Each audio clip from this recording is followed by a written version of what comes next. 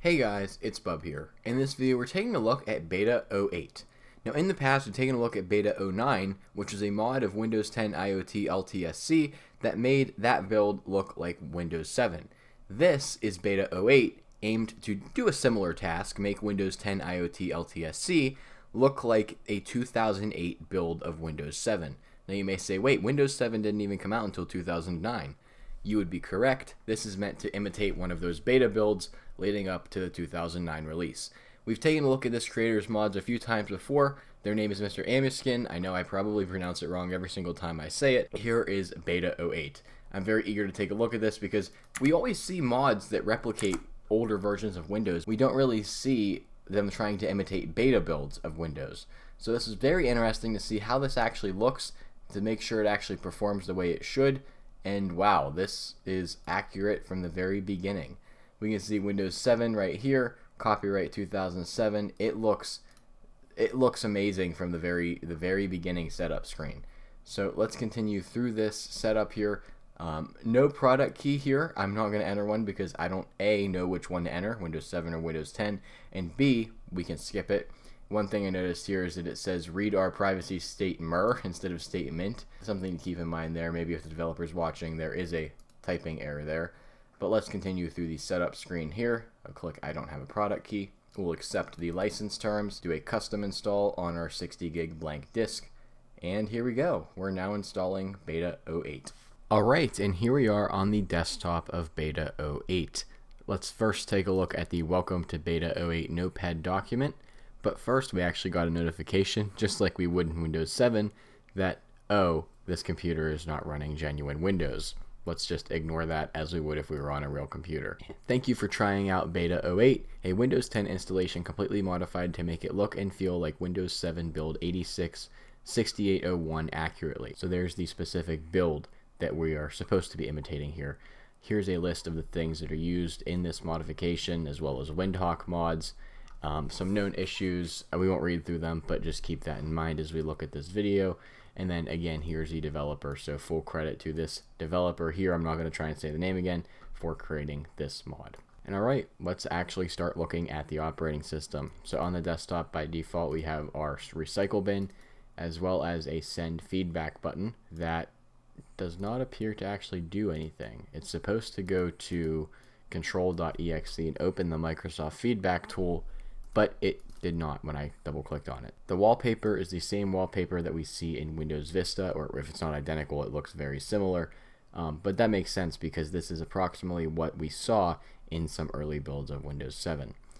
Down in the right hand corner, we have Windows 7 for testing purposes only, build 6801. And then we move to the taskbar. Now, one thing that you may have noticed is that I don't have Arrow enabled. I do have VMware Tools installed, as well as Arrow is actually technically enabled. When you go to change the theme, you can see that Arrow is set to on. I'm not sure why Arrow is not working, or maybe I don't know what that was about. Maybe it's turning itself on. It heard me talking about it. Nope, I genuinely have no idea what that was about. That's just like a system crash. Now the taskbar, well, that was a little strange, but point being, Arrow is on, but it's not working for some reason. I'm sure there's something else I'm missing, but I won't go down that rabbit hole today. On the right side of the taskbar, we have our Show Desktop button. We have our system clock. We have our network, as well as our volume, and then some things pre-installed here. I put VMware Tools on, but we then have safely remove hardware, Bluetooth devices, and basic themer 2, which I assume is required for this mod to work. Moving over to the left side of the taskbar, we have our Windows Explorer. We'll take a deeper look at that in just a minute, but I can see just first impressions that this is the older icon for the Explorer. Then we have the Windows Media Player, which actually did not ask us what our preferences were, but rather it just opened right up. And then we have Internet Explorer, which, yep, it is Firefox themed to be Internet Explorer. Many mods do this, and the reason for it is because apparently Firefox is really easy to theme. Older builds of Internet Explorer don't work on the modern web, but Firefox does. So if you can theme Firefox to look like Internet Explorer, then, well, why not? So that's what we're running here, and we can see here this is the Firefox window, so pretty cool. We then have our switch between Windows button and another Show Desktop button, as we would in Windows Vista. We did have those two buttons over on the left side. Then we have the start menu. So we have all of our typical applications that we would see. We have our shutdown, sleep, restart, lock, log off, switch user buttons, as well as some predefined pinned or recent applications on the start menu. Going into all programs, we can see, I won't read through this entire list. We'll see accessories here. Private character editor, I don't recognize that from the original.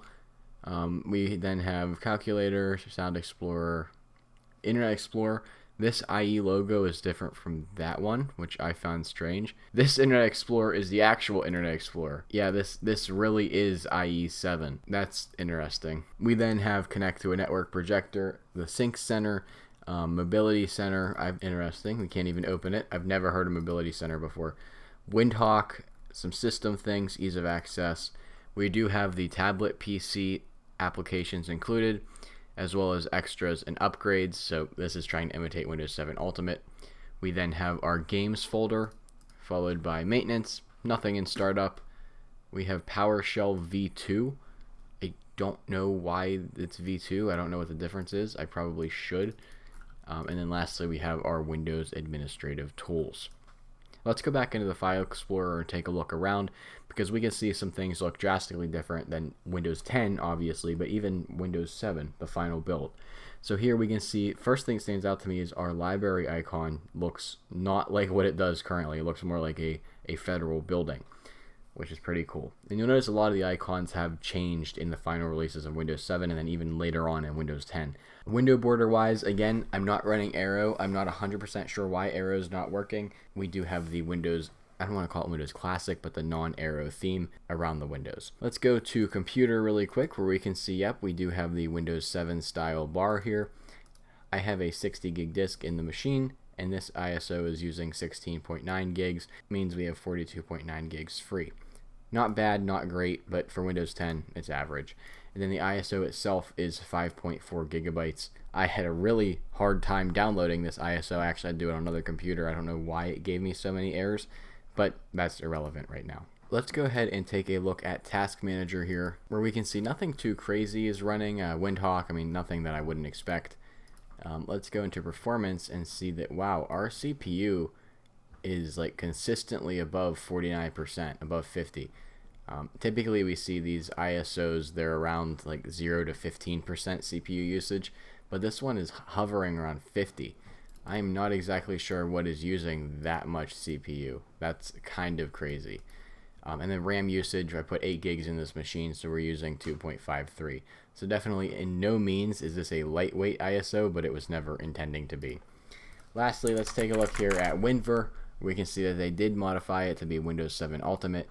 They even claim that there's a time bomb. Obviously, there's not a time bomb, but they claim they do to make it more like the build that they're trying to imitate. So with that being said, this is just an overview of Beta 08. Definitely let me know what you think about this ISO down in the comments below. And if you have any other ideas of ISOs you want me to take a look at, please let me know down in the comments below, as I love doing viewer recommended videos. If you like this video, make sure to drop a like and subscribe if you're new around here, as I do all kinds of different technology videos, including device restorations. And with that being said, I'll see you all in the next one.